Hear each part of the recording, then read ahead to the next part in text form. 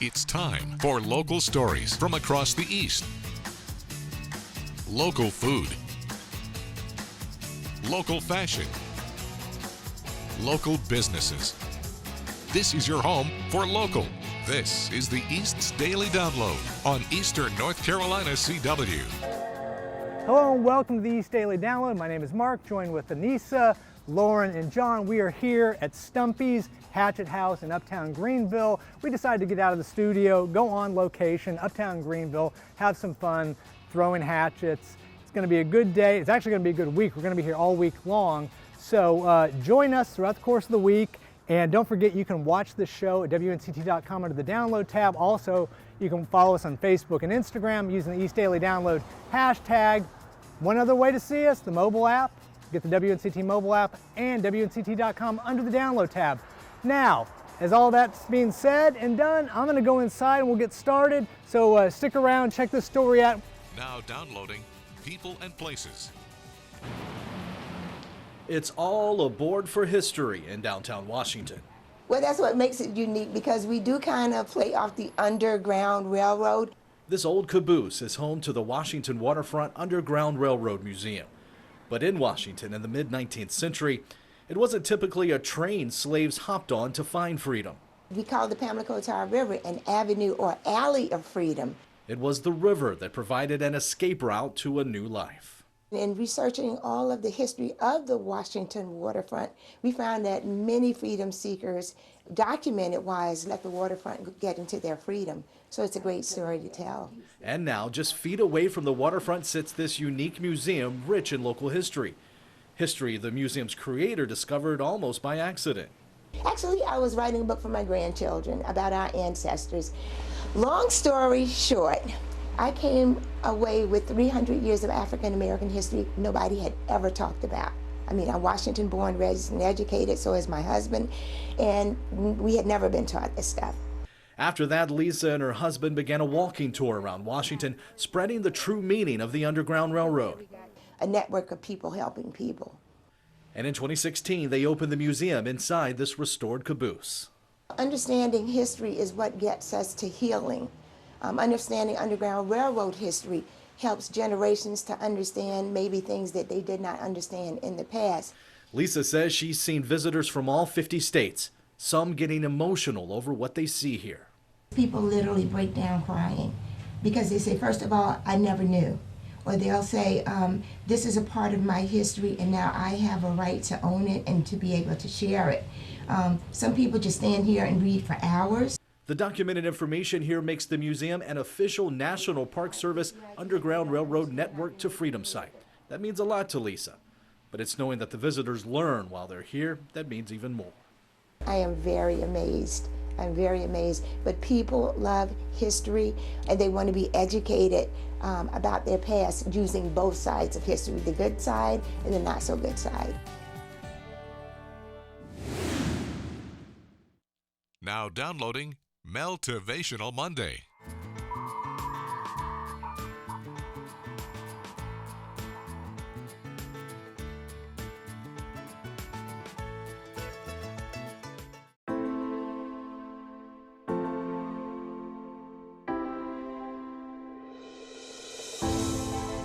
I wanted a space that felt warm, inviting, surprising. It could be inside of a barn somewhere where a group of women and men are getting together and we're talking about life. The Mel Robbins Show is not a show, it's an experience. This show is active. And so we thought meticulously about the set design itself so that I can move all over the place. I'm sneaking back here for all of my arts and crafts. I did not want the set to feel very urban and city, because this is a show about real people. I'm out to ignite change.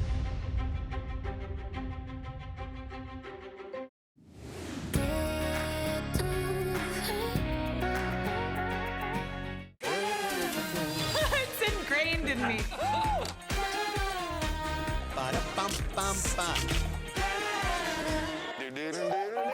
Of course course I know what the themes are.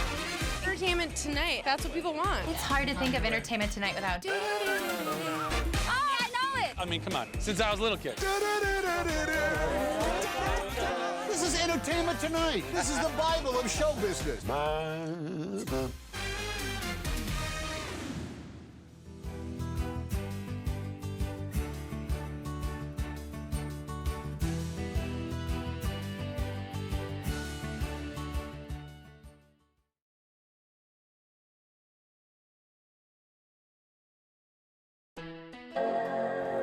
Hey, welcome back to the East Daily Download. We're out of the studio on location, uptown Greenville at Stumpys Hatchet House, and we're gonna throw some hatchets this week.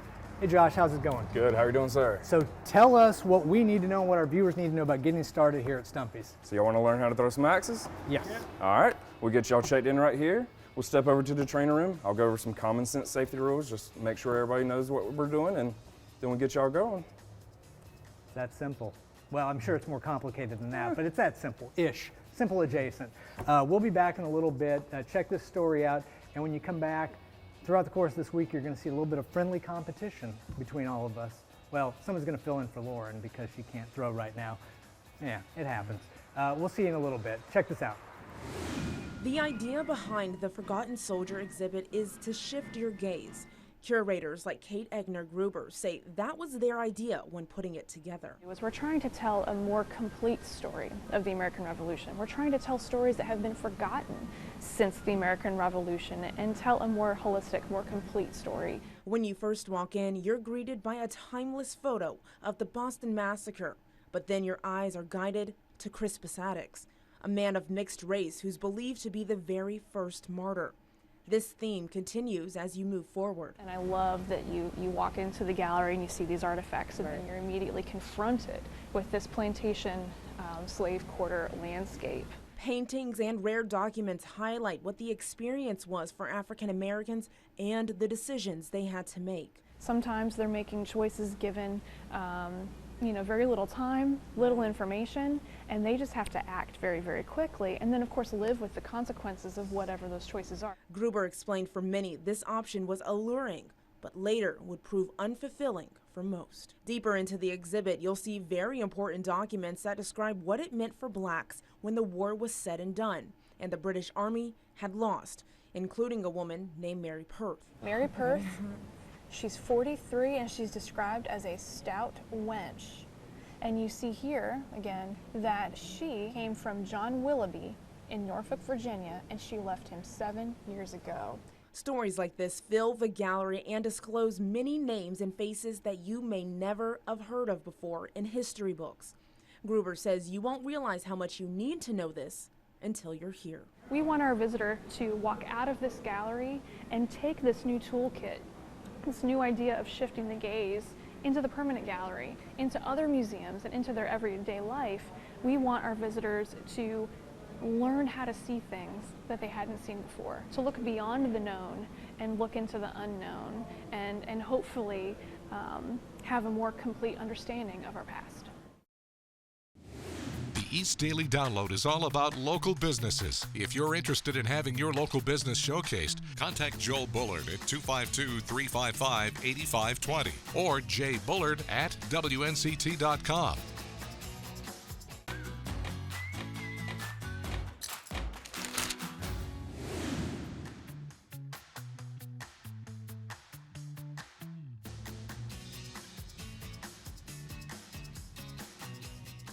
So Josh, Stumpys Hatchet House, how long has it been open? We opened in October 2018, so we're working on 15, 16 months now. Okay, and so why the uptown location? Why are we where we are geographically? So Stumpys originally started in New Jersey, and they were America's first hatchet house, but they came down to visit the opening of Ford and Shep. Okay. They had some family opening that up. And when they saw what Greenville was doing in uptown Greenville, they got really excited about the fact that they knew they wanted to move to the southeast eventually. There weren't any hatchet houses down here. And they looked at what Greenville was doing and thought it'd be a great experimental location. And it's unique because you don't hear about a lot of hatchet throwing places. I know it's starting to become more prevalent. Now you mentioned the southeast, and when we were talking off camera, you mentioned that this is the first location in the Southeast. So I mean, we're talking Atlanta, and we're talking South Carolina. All these much bigger areas do not have a Stumpys, at least yet, or do they now have one? A lot of them are in development. Okay. Talk about the process of people having parties out here. What does that look like? What does a party entail? What does it consist of? Sure. Yeah, so we host everything from just a simple date night to a massive team building event where you can rent out the entire venue. Wow. But so you can just grab some friends, grab your buddies, and come in here. But we really have specialized and honed in on a way to make parties more than what you would have before. So anything that you can celebrate, we can make it more fun. We'll celebrate that party for you. We just go over the top with it and add hatchet throwing to it. So every week we host a few dozen specialty parties. Okay. Birthdays and team building events, probably the most average. But yeah, anniversaries, divorce parties, those are fun. The hatchet and divorce party, that sounds like it could be dangerous. No, nothing's dangerous here. We take safety very seriously.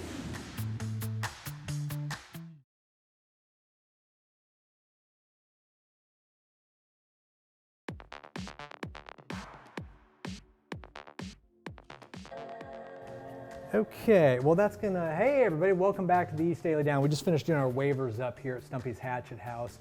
Josh went over all the safety rules, which are on the big walls here that you can easily see, but they go over very thorough details just to make sure everybody's cool and we all got the lay of the land.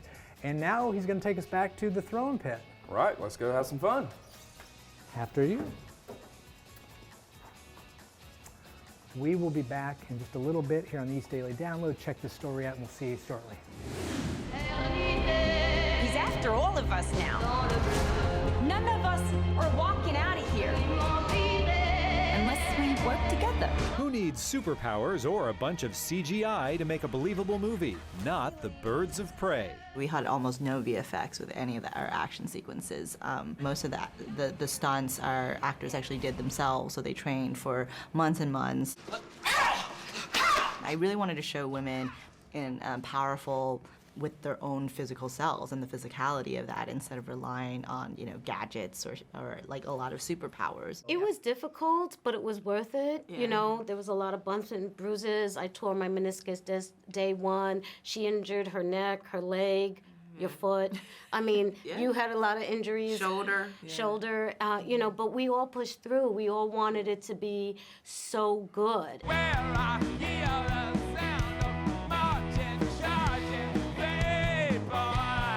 The Rolling Stones have No Filter. The legendary band has announced new dates for their No Filter concert tour.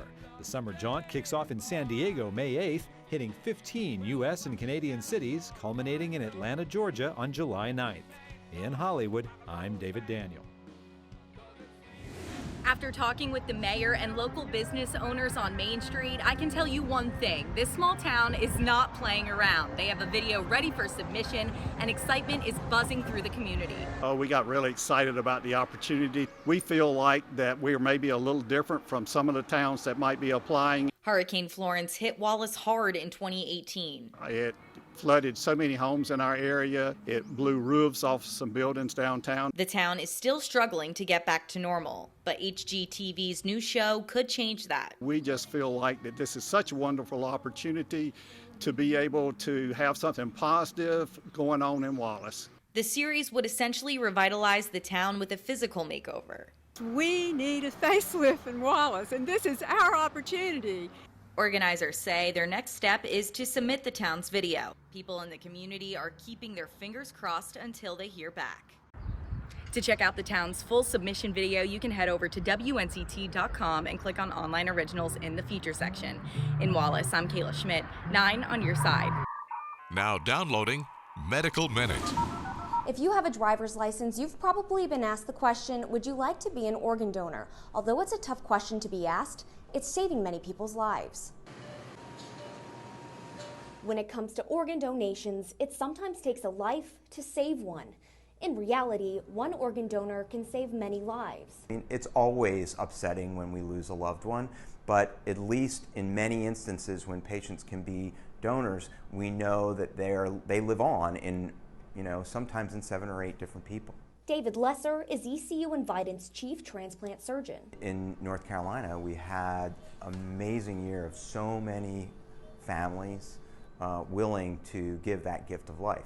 A gift that brought a 37% increase in organ donations. That has allowed, just in the last 4 months here at Vidant Medical Center, 45 patients have had a life-saving kidney transplant, which is spectacular. LaToya Joyner works as Carolina Donor Services Community Relations Coordinator. She loves helping people. And to see individuals have that second chance at life, and also for the donors to be able to leave behind a legacy. Zeke Huffman left such a legacy. It's hard every day. I want him back here with me, like any parent would. Johnson lost her son in a car accident last May. He was only 19. And when he come into the recovery room, I knew he knew that I was there because he was moving his hands. He could hear me. And it was about the third night, fourth day, he flatlined on me. At that point, he didn't come back. Zeke wanted his organs donated. His family honored his request. He's a hero in my eyes. Zeke's mom hopes to one day meet the 5 people her son saved.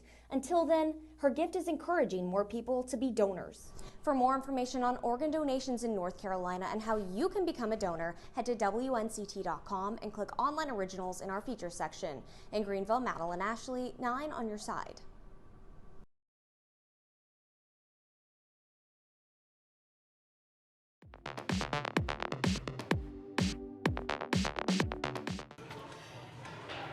I'm Anissa Sakile with the East Daily Download, and this is one of my favorite games from my childhood. But it's not a regular day at the arcade. I'm at the Greenville Art Museum, and they're inviting community members of all ages for a fun experience. So I'm here with the executive director, Trista Porter. This event today, Games Meet Art, is a really cool way to get people from the community into the museum. Could you tell me about what's going on? Yeah, absolutely. So this is, I think, the 3rd or 4th year that we've had this event. We basically just fill the whole museum with games of all kinds, and it's sort of changed from year to year. So we have video games from Well Played Games. We have board games from Blue Ox Games. We have a game show going on in the other room here. We've got arcade games that Tar Heel Amusements lent us, as well as like foosball and cornhole and all kinds of stuff. So it's basically just a really fun way to get people to come in and experience the space in a different way. I think sometimes, you know, people think of a museum and they think of this kind of unapproachable, sort of stuffy thing. So it's really about getting people in to experience the museum in a different way and encourage them to come back and, you know, come back for art next time, maybe. You guys are doing this for all ages, so you got the kids and the family out now, but then a little later, it's going to be an open bar, and so just covering all your bases. That's right, yeah, we keep all the games, we add a few more, and then we just have the open bar and food, and yeah, it actually makes it easier for us because we've already got everything set up. We just have to add the bar, and it's really good. Yeah. Well, thank you so much. Anything else you want to add to about this? I don't think so. We're just excited to have people here. We had a really great turnout this year, and even with we were unsure about the weather, but we're really happy with all the people that came out today. Now downloading Southern Stars. Hey, we're in Winterville to meet this week's Southern Star. She's around kids all the time. She's making an impact on a bunch of kids' lives between Charles June and at the with her step team. Yes. She's been doing it for, 8, 9 years, so you can imagine all the kids she has touched since then. Lanika Jones is in great stride with her community as she coordinates many youth initiatives, including a step team, which enhances coordination, self-esteem, and academic accountability. We have kids coming from different areas of Pitt County with all different kinds of health issues, behavioral issues. I take them all. Some, you have no idea what goes on in people's homes. So some people use this team as a, a scapegoat or something to do to, so they come to me with, I trust you, to stay out of trouble and all of that. So the team is a great impact on, the kids that I had in this program. On behalf of Southern Bank, Lanika, we would like to present you with this $100 gift card. Thank you for all you do for the community. You truly are making the community a brighter place. And if you know a Southern Star in your community, make your nomination. Go to WNCT.com/stars. Well, that's going to do it for this episode of the East Daily Download. We are at Stumpy's Hatchet House in Uptown Greenville. Josh is going to give us the demonstration on how to throw properly so that when you see us the rest of this week, we all know how to actually throw the hatchet and throw it safely. Take it away. All right, so the main thing to remember is this is a lot like anything else you would throw, except in axe throwing, you always want to lock that wrist. Okay. So if you're right-handed, I'm going to get in my throwing zone here. We have a foul line and a guide line. In professional axe throwing, you don't want to cross this line or the throw doesn't count. Okay. Also for safety reasons, we don't want you any more than 12 feet, and especially when you're learning. Let's start you with this one. Now, Well, you're you right-handed. said that, I'm not sure. You're right-handed, so Yes. we don't know where your sweet spot's going to Okay. be. We have to adjust you. That's why we always have a coach that stays with you for Okay. a while. But for your first throw, just start randomly, but pay attention to where your feet are. That way I can adjust you on future throws. So, dun, dun. No, just one step, just with one. the left. If you're Okay. right-handed, make sure it's straight towards that bullseye, vertical, and as you step and release. So is your other leg not coming down at all? Yep, you start squared up and you throw. Not bad, not bad. You released just a hair late. Yeah, I you can released tell. just a little earlier, but it traveled smoothly. You're good. We'll see you tomorrow in the East Daily Download. This isn't so bad so far. When we hit the road for the next edition of the East Daily Download, we'll bring you the second piece in our 5-part look into the Games Meets Art event at the Greenville Art Museum. We take a look at hidden history. We've got a Down Eats coming to you from Bun's Barbecue, and we continue our visit with Stumpy's Hatchet House. We'll see you on the next edition of the East Daily Download on Eastern North Carolina CW.